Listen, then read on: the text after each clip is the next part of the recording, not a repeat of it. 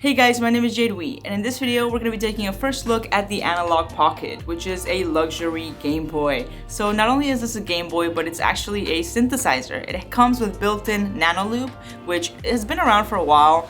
I had it over here like with a cartridge and USB, like one of those cartridges that you load things into, but it stopped working. This is also a Game Boy Color, and look at the size of this thing, okay? So it's not small. I guess the size is more comparable to an original Game Boy, but slimmer. Definitely a fancy, bougie electronic device. I'm super excited with this. So when they first announced these, they only played cartridges, meaning that you had to buy the actual physical cartridge, go online, find them used, super expensive, overpriced. So I kind of stopped looking at these last year because I'm like, that's lame. I don't want, it's cool, but I'm not gonna go and start a giant cartridge collection. That's kind of lame.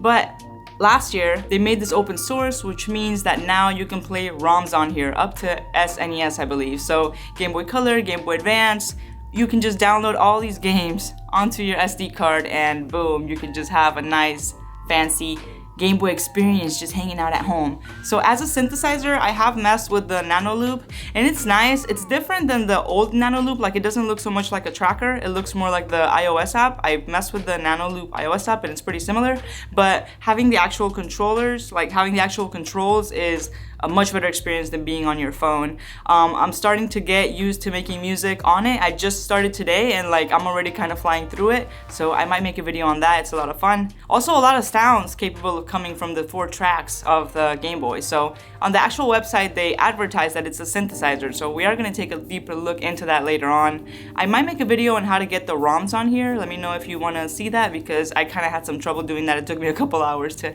figure out how to get my ROMs on here. But now I have my Game Boy Color, Game Boy Advance, SNES. I really hope that in the future, we can play Nintendo 64, or I even saw a video of someone playing a PlayStation 1 game on here. So people are working on this. Again, this is not by Nintendo. This is a third party, but very well built. This is also the most expensive of emulators out right now. They go for $209. I paid $300 because they're sold out and I didn't feel like waiting a year. But you could go and put a pre-order in on the website, or just go on eBay and pay the extra convenience fee, because that's exactly what it is. I didn't want to wait a year, so I didn't wait and I paid the fee, but here it is. I'm happy. I'm having a lot of fun with it. Guys, it's super clean. The screen is also super nice. Let me turn this on so you guys get an idea. So one of the main things that I love about this is that you can adjust the brightness. I know, right? Such a fancy feature, but for real, I hate having bright things in my face that I can't control the brightness of. And yeah, so right now I'm on my Game Boy Advance. I could just run, and then boom, it gives me my list of games, my ROMs that I have added on there. So you do have to add your own ROMs and find your own ROMs, but yo, check this out. How amazing is this? Hi, I see you, camera.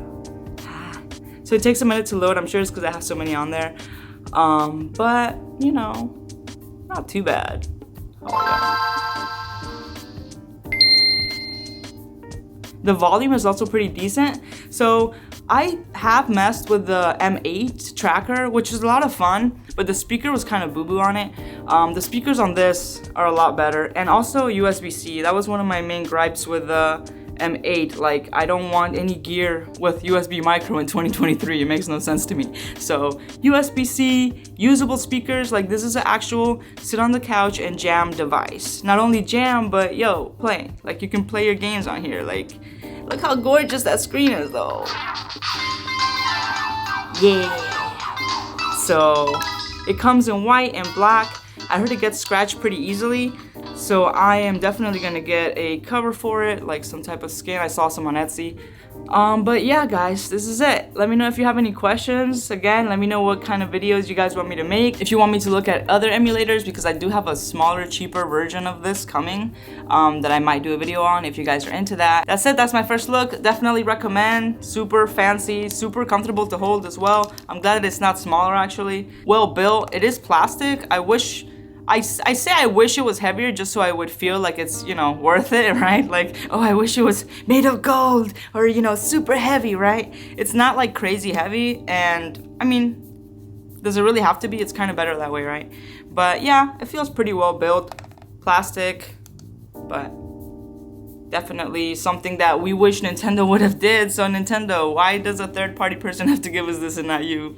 So, you know, thank you people that are working on this, and they're also working on like making it better. So there's like a bunch of forums on Reddit if you're into that. But yeah, that's it guys, stay fly, and I'll catch you in the next one.